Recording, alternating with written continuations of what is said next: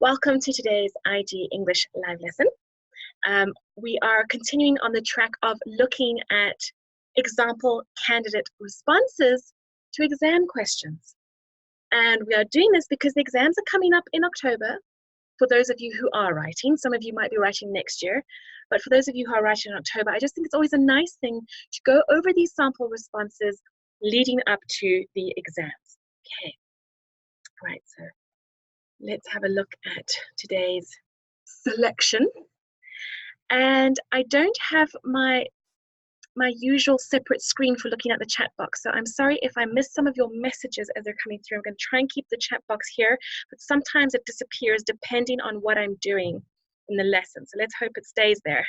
But good morning to all of those of you who have just joined. Right, so here's the example candidate response booklet.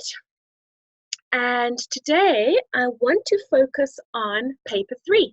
For the last two live lessons, we've been looking at paper 2, but today we're going to look at paper 3. And this usually deals with things like directed writing, where you have to write a certain type of writing and continue a piece of writing. And then there is composition writing. And today under composition, or in other words, creative writing, I want to look particularly at descriptive writing. Okay. All right, and welcome to those of you who have just joined. Don't worry if you're late, just nice to see you. Okay, so this is what your paper 3 would look like. You would have to choose between 3 different options, or you'd have to fulfill the options on paper 3. And if we look at the descriptive writing section in particular, you could choose between A or B. So you don't do both, you choose one of this type of writing. And it would be out of 25 marks, okay? Now let's have a look at what the question says. The first one says, describe a time and place, real or imaginary, when you felt trapped. Concentrate on your surroundings and your feelings at the time. So remember, with questions, it's very, very important to pay attention to detail. You've got to describe a time and a place. It can be real, you can make it up, where you felt trapped. This has to be the central idea, this idea of being trapped. And what you have to focus on in the description itself is the surroundings and your feelings. Okay. We'll look at the second question just now, but first of all, I want to focus on question A. So let's say you chose to do this question. You need to think about these kind of elements that you need to include in the descriptive writing piece. Let's have a look at this candidate's sample response. Now, it is, I think this is a foreign language speaker, so you'll notice there's quite a few language errors. But apart from that, let's just look at the content itself. Keep that in mind as we, I'm doing something today. Keep the content, the ideas, the creative aspect in mind as we read through this answer and see if you think it would be something similar to what you would create, or if you would create something completely different. Okay. Right, let me read through it. It was a Sunday afternoon, 11:30 a.m. to be exact, and could not go anywhere until finish my work. I was trapped in my own house, felt the walls getting smaller, and I was breathing harder. Okay, so let's just think about this opening. We are given a time. It's a Sunday afternoon, 11:30 a.m. Is 11:30 a.m. really the afternoon yet? Well, that's debatable, isn't it? And they couldn't go anywhere until they finished their work. We don't know what kind of work is being referred to here. I was trapped in my own house. So what's good here with this opening is they've already touched on this idea of being trapped somewhere. And your marker would like to see that kind of immediate focus on the question from the start. Okay, so I was trapped in my own house. I felt the walls getting smaller. And once again, they are concentrating on feelings. So good, they've kept the question in mind in their opening. I felt the walls getting smaller and I was breathing harder. And these are the kind of details you want to see in descriptive writing. It's all about attention to the senses, attention to your surroundings. Okay. Then the student continues. In a few hours, I would have to meet up with a friend. But my parents said I need to finish my work first. When they came, I jumped from my black rolling chair and hit my knee on the brown desk. So in other words, the writer got a fright. Okay. So there is attention to detail here. And the only thing I want you to keep in mind, are they veering into narrative territory? Are they trying to tell a story more than they are trying to describe their surroundings? Okay. So the parents said, are you finished yet? Because if you're not, you won't be able to go to your friends. When she said that, a big smile came across her face, showing her white teeth. So the parents said, they said, then she said. There's a lot of jumping around here between the pronouns. So just pay attention to detail. And why would a smile come across their face when they say something like, you won't be able to go to your friends? Is that something we would usually say with a smiling face? Or maybe these particular parents are vindictive. We don't know. But it's quite an intriguing opening. You have to work at it to get to what's going on. But okay, it's at least a start. I said almost, but truly I was nowhere to being done. They slammed the door and let me finish my work. With sweat coming down my face, my arms sweating, I tried to finish the work. I had to finish. My friend was counting on me to be there with him. Is there anything in this section that stands out for you that you want to comment on? What do you notice?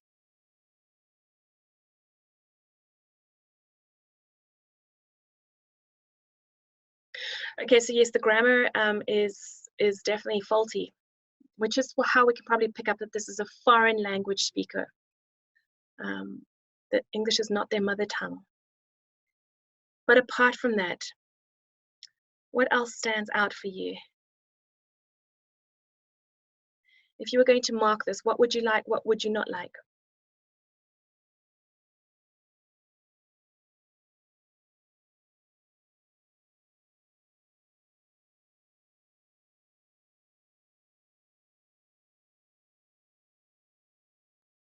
Okay, just because I don't want to run out of time, I'm sorry. I'm sorry if you can't type fast enough for my questions.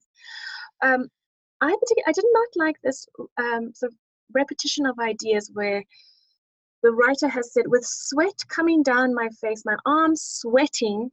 There's something incorrect about that structure. It's like an unintentional repetition. Yes, the double sweat. Good. Exactly. Good. And the sentences feel too long. Yes.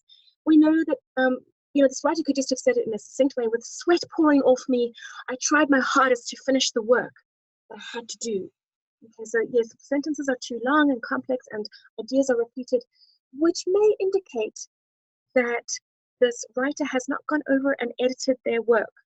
Because even if you are a second language speaker or a foreign language speaker, you can still go back and read over and you'd notice that you are repeating words, hopefully, that would stand out, especially if you're paying attention to detail. And so, yes, the structure and the rhythm is a bit strange, the way that the sentences are linked and ideas are linked. Okay, thank you for your contributions. Good. Just want you to keep these things in your mind so that you don't make these kinds of mistakes. Okay. Right, so we've got the opening, they slammed the door, the person is sweating, they're trying to finish the work, and they're thinking about their friend, waiting for them, waiting and waiting for them. So, one lamp was on. My lights to my fan was all out, so some other lights were out, so it was darker than normal. Good, here we are, going back to the senses. It was darker than normal. As my family was in the family room watching TV, okay, that's an incomplete sentence, a sentence fragment.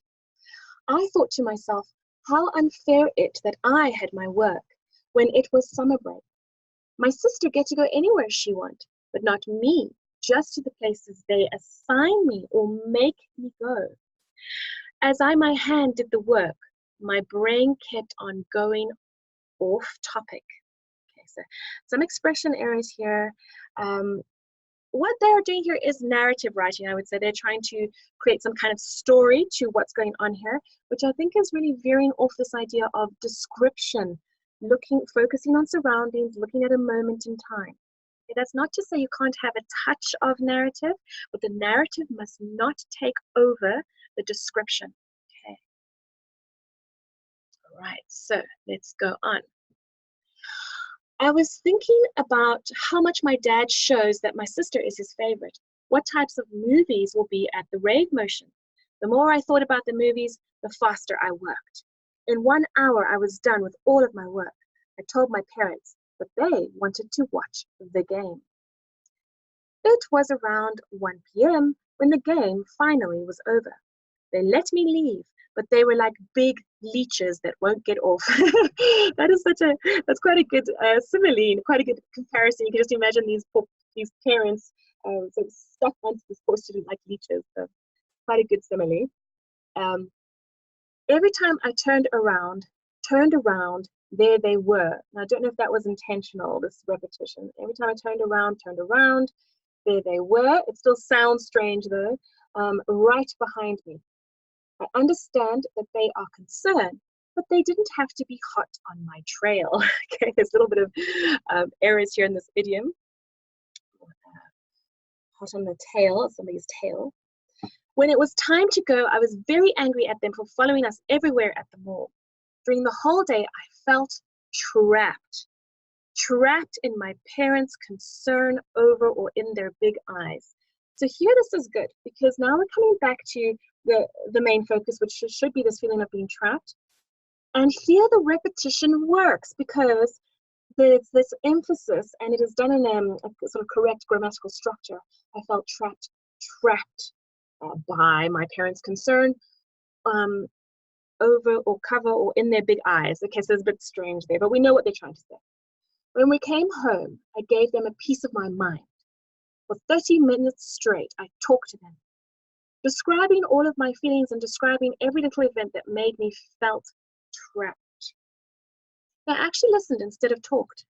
In the end, we settled on an agreement. They will stop making me feel trapped if I behave in the house and when we go out to places. All right, so once again, I do feel like the narrative is taking over. Now they're at the mall, the parents are still watching, and then they have this agreement at the end. This is not particularly descriptive. Okay. Remember, description pulls on the senses. Description involves adjectives, feelings, emotions, surroundings. That's what's more important. Let's see what the examiner had to say about this. All right, the candidates were expected to write a descriptive account of feeling trapped, whilst the emphasis was on surroundings and feelings. There is a promising introduction to this account. Yes, I do think the introduction was good, with the candidate providing some interesting physical and emotional details. Although much of the writing is flawed and the focus turns to a rather confusing narrative, there are still some attempts to provide detail, but in simple and obvious ways. The idea of parents not leaving the writer alone or hot on my trail linked to the feeling of being trapped is a good one, but the language is not mature or accurate enough to be convincing. Did we believe that this is what has happened? Not particularly. There are many errors of expression, and there are many errors of expression throughout, and basic your for your and their for their spelling mistakes.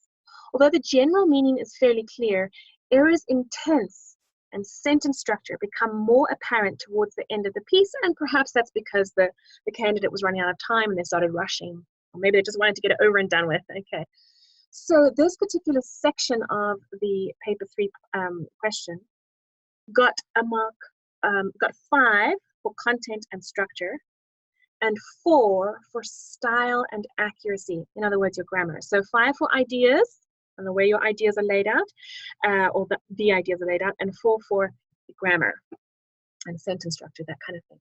So 9 out of 25, and yes, that's about a 36%. So it's definitely not very good at all. And let's just have a look at what this meant in terms of the content, the ideas, the content, the ideas and the way it was laid out.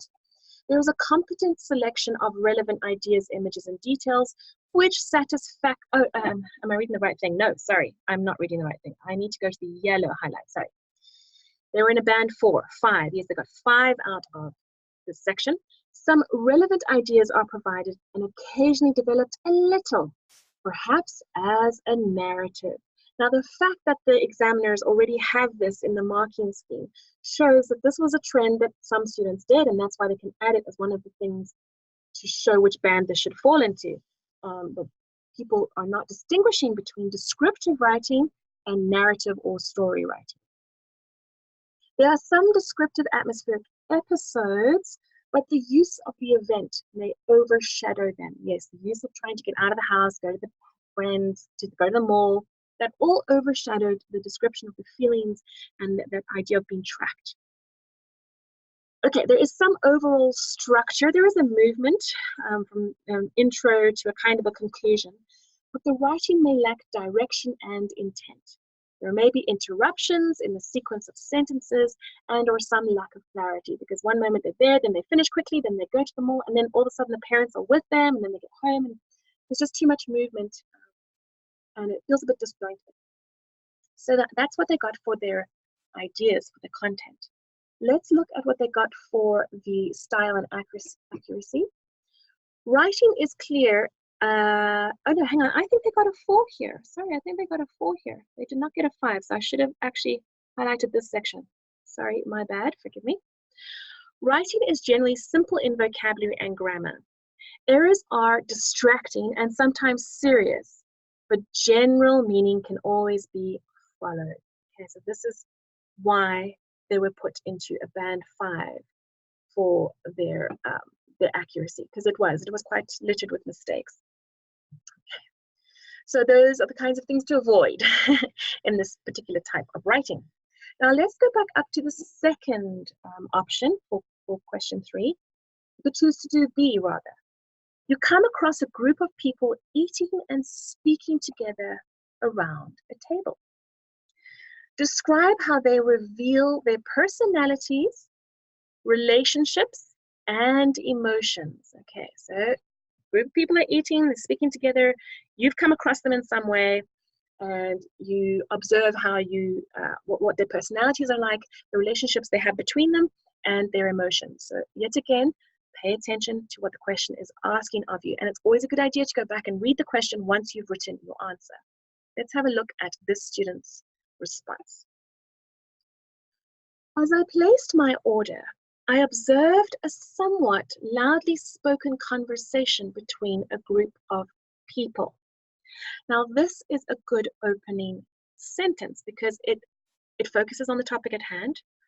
It explains why the person happens to be able to observe these other people at the table. And we can also understand, or it's justifiable, that their attention was drawn to these particular people because they were loudly spoken. So it creates some sort of realistic idea of what's going on, or realistic sort of portrayal of what's going on. So as I placed my order, I observed a somewhat loudly spoken conversation between a group of people. The group consisted of 2 men and a woman. All 3 looked to be in their late 20s. Okay, so remember, when you describe people, you can do this kind of thing. Focus on age, what they look like, their habits, their gestures, their body language. One of the men began to eat his appetizer. The other man and woman also ate. They smiled with pearly whites as they ate the neatly placed appetizers. They fed each other like a gentle mother feeds her baby. Okay, so sometimes when somebody refers to they, it's not always clear who's being referred to.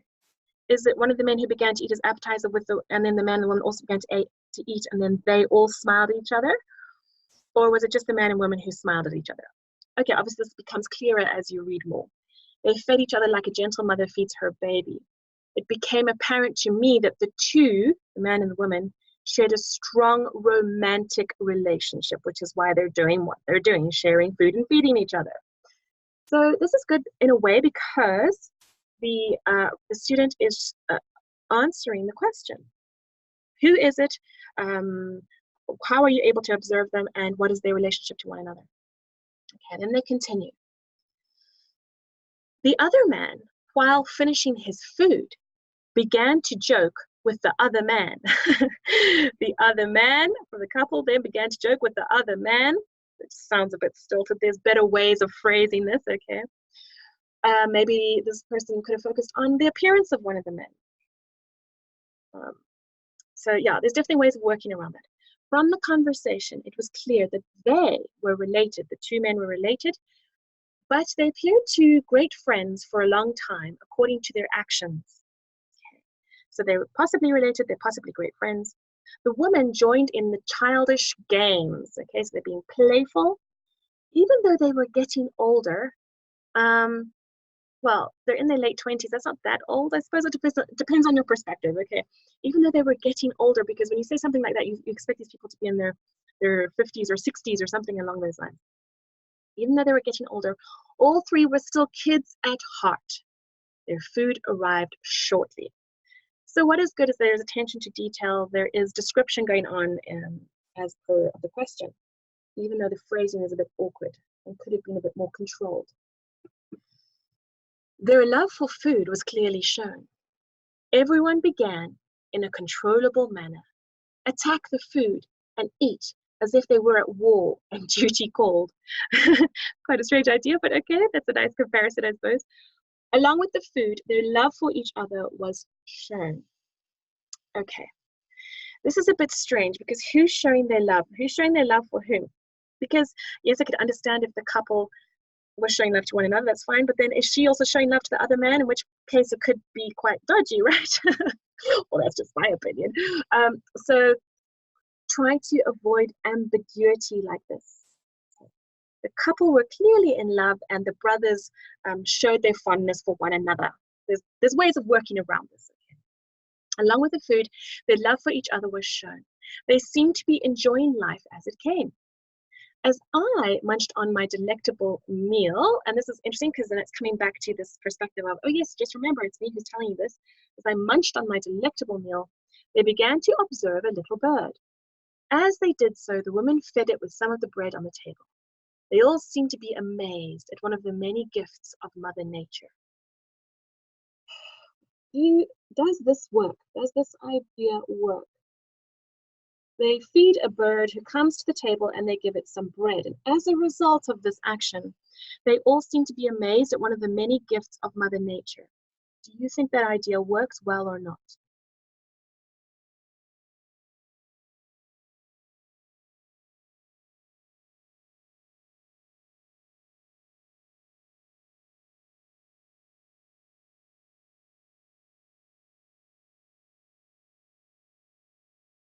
Okay, so someone is saying that they think it works quite well because it's showing why they're so taken perhaps with this little bird who's come to the table. Okay, great, there's one opinion. Anybody else want to add their opinion?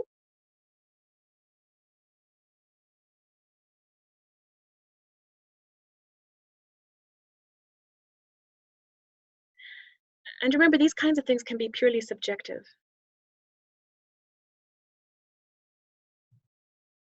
Do you think that, okay, all right, so we've had two people so far thinking that it works well. Okay, I see why, because you're building up this image of why they're so taken with the bird coming to the table and they're feeding it. And now we have a different opinion. I think it's common for birds to accept bread bits. Yes, I would agree with you. That's not to say that that this is wrong, but I'm not sure that feeding a bird bread wakes you up to the amazement of Mother Nature. But this is debatable, okay? Maybe some people do feel that it is, but I'm not sure if this feels a bit too exaggerated, as if the student doesn't know what else to say, so let's just put in something that sounds good, perhaps. So yes, this is debatable, okay. From my perspective as a marker, I don't like to see too many of these kind of cliche ideas when it's not completely realistic. People feed birds every single day, so yeah, it's just about this. But okay, thank you for contributing. I do appreciate your points of view. Thank you. All right, they seem to be enjoying their night out at the fine restaurant. Nothing could ruin their moments they shared together. We're still still sounds a bit over the top in terms of who's in a relationship with whom here. The man leaned over and kissed the woman softly on her cherry red lips. Okay, here's good attention to detail, visual details. She blushed and giggled. Okay. In the nature of a great brother, the other man mocked them jokingly. Okay, so here we could see happening. Okay, this is quite realistic. So he mocked them. They all laughed and finished the last bit of the beautifully designed food. Once again, attention to detail. Beautifully designed food. Is that how we describe food as being designed? Questionable vocabulary, questionable choice of adjective there. But some realism and some questionable parts, I think, here. Yeah, was that my main point I wanted to make here? Yeah, okay.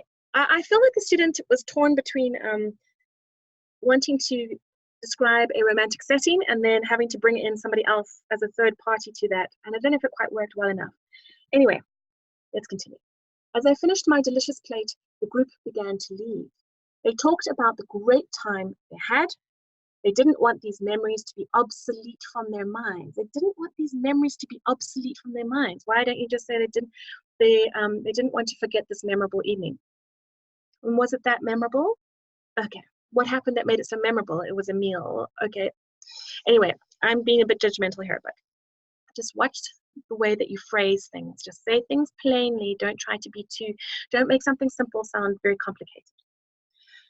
As they left, they joked more and more. All three were laughing and enjoying each other's company as they persisted to be themselves. Well, who else would they be? Okay, so just watch for logical deductions like that. Then they were no longer visible. Silence fell as the night grew weary. This is nice, a nice pull back to the senses. The silence fell. All that was left was their empty seats and chattering of other people and plates as they were being picked up. I think that's a very clever ending because it pulls on the senses. It creates a realistic atmosphere of there's kind of like a drop in tone or in mood because there was all this joviality and now it's peace and quiet. And this is what would happen at a restaurant. Okay, we've got 1 minute. I'm going to read through this comment. Okay, the content is quite interesting and there is a clear sense of the writer as a voyeur, somebody watching something closely or in detail, something that is pertinent to this descriptive account. There are some effective ideas that these friends fed each other, that they attack the food as if they were at war, and that the woman in the party is throwing some bread for a little bird. However, failure to establish who is who at the start creates some problems in identifying who is doing what.